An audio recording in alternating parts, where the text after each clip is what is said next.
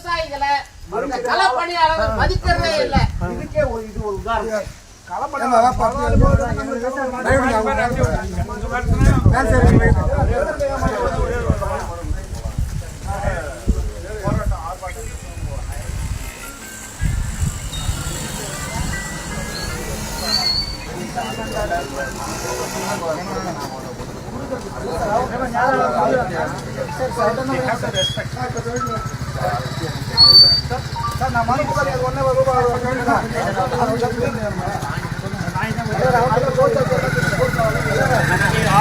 அடுத்த லெவல்ல இருக்கிறாங்க. ஜிஎம் இல்லைனாலும் அடுத்த லெவல்ல மேனேஜருக்கு 4 பேர் இருக்காங்க.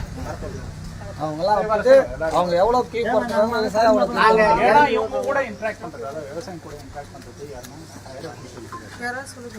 அவங்க மேனேஜர்ஸ் இருக்காங்க. டிஜி இருக்காங்க. அவர்தான் ஓரமா உட்கார்ந்திருக்கோம். வட்டம் அதிகாரி வட்டம்.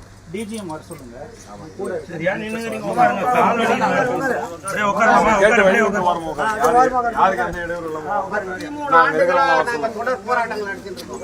ஆனா ஆலை முதலாளி விவசாயிகளை வாழ்வாதாரத்தை சீரழிக்கணும்னே செயல்படுது. அந்த கரும்பு துறையினுடைய பொதுமேலாளர் பிரபாகர் வந்ததிலிருந்து முழுக்க விவசாயிகளுடைய வாழ்வாதாரம் சீரழிஞ்சு போச்சு. கரும்பு பயிரிட பகுதிகள் குறைஞ்சின்னு வருது.